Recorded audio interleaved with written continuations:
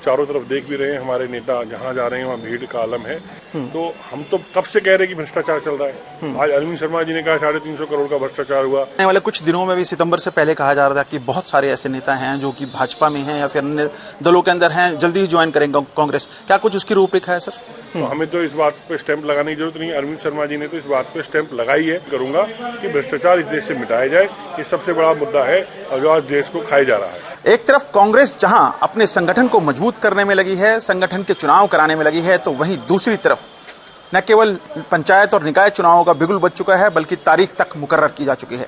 इस मामले पर हमारे साथ बातचीत करने के लिए कांग्रेस के प्रदेश कार्यकारी अध्यक्ष जितेंद्र भारद्वाज जी हैं। इनसे जानने की कोशिश करेंगे सर कितनी बड़ी चुनौती है, क्योंकि भाजपा ये कह रही है कि सर्वेक्षण कराया गया है पंचायत चुनावों को लेकर, निकाय चुनावों को लेकर और बेहतरीन नतीजे आएंगे, ऐसी उम्मीद है।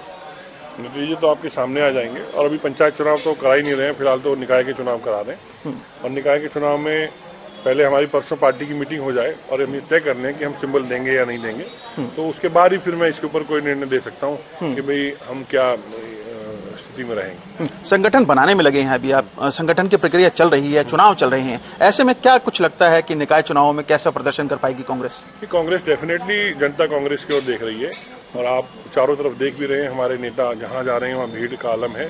लेकिन सवाल इस बात का है कि परसों पहले पार्टी तय कर ले कि हम सिंबल देंगे या नहीं देंगे, तभी हम इसके ऊपर कोई चर्चा या बात करें, तभी फायदा रहेगा। 2 दिन पहले रोहतक में परशुराम जयंती पर अरविंद शर्मा जो कि भाजपा के सांसद हैं, उन्होंने न केवल मुख्यमंत्री मनोहर लाल के ऊपर तल्ख टिप्पणियां की बल्कि पूर्व मंत्री के ऊपर भी।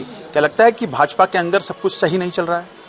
अभी जो अरविंद शर्मा जी बोले, आगे देखिएगा बहुत सारे लीडर बोलेंगे, क्योंकि सब अपने अपने ध्येय से जुड़े हुए हैं। जिसका ध्येय पूरा नहीं होता है वो फिर आगे बोलने लगता है। तो हम तो कब से कह रहे हैं कि भ्रष्टाचार चल रहा है। आज अरविंद शर्मा जी ने कहा 350 करोड़ का भ्रष्टाचार हुआ, तो ये तो बात प्रूफ हो गई ना कि जो हम कहते थे वो ठीक है, क्योंकि भाजपा के नेता ही बोल रहे हैं। तो हमें तो इस बात पे स्टैंप लगाने की जरूरत नहीं। अरविंद शर्मा जी ने तो इस बात पे स्टैंप लगाई है कि भ्रष्टाचार है, और यही बात हम कह रहे थे। वो भी यही बात कह रहे थे कि हमारी सुनी नहीं जाती। हम भी यही बात कहते थे कि जनता की नहीं सुनी जा रही, तो कार्यकर्ता तो दुखी है, तो फिर जनता क्या करेगी इसमें। भ्रष्टाचार के मामलों की बात की आपने। पंजाब के मुख्यमंत्री ने एक स्वास्थ्य मंत्री को भ्रष्टाचार के आरोपों के तहत बर्खास्त कर दिया है। पहली बार हुआ है ये इस तरह की मुख्यमंत्री ने इस तरह का डिसीजन लिया हो। क्या लगता है कि धीरे धीरे ऐसे डिसीजन जो हैं वो कहीं ना कहीं भारतीय जनता पार्टी को और कांग्रेस को हरियाणा में परेशान करने वाले हैं? भ्रष्टाचार तो सब जगह से समाप्त होना चाहिए। इसमें भारतीय जनता पार्टी क्या सभी को ये सोचना चाहिए कि देश के अंदर से भ्रष्टाचार मिटे, और कांग्रेस पार्टी तो ऑलरेडी इस पे प्रयासरत है। और हम सभी से निवेदन करेंगे कि पंजाब वाले मुख्यमंत्री मिटाएं या कोई भी मिटाएं, भ्रष्टाचार इस देश से समूल रूप से।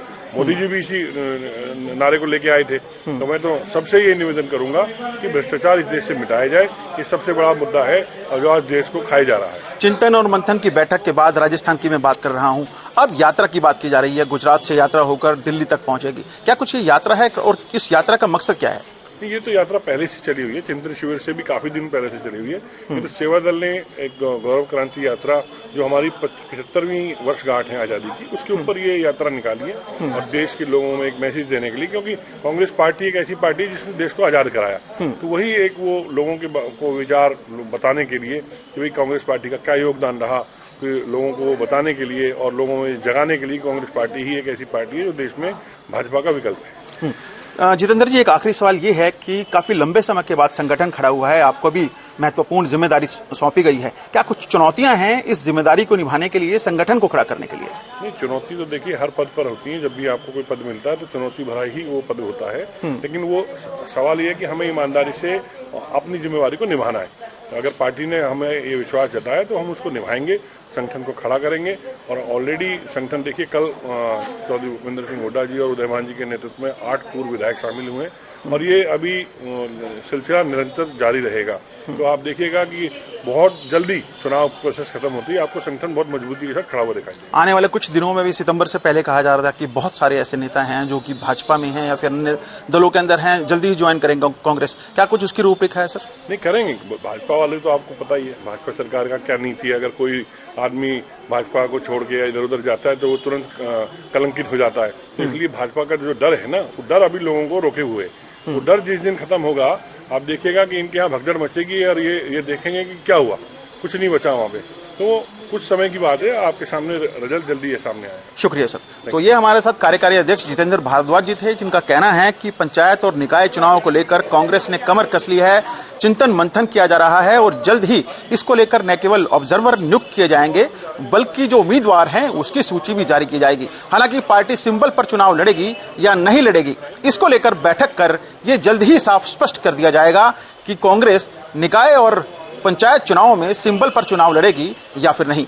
कैमरामैन जितेंद्र शर्मा के साथ नीरज वशिष्ठ, गुरुग्राम, हरियाणा तक।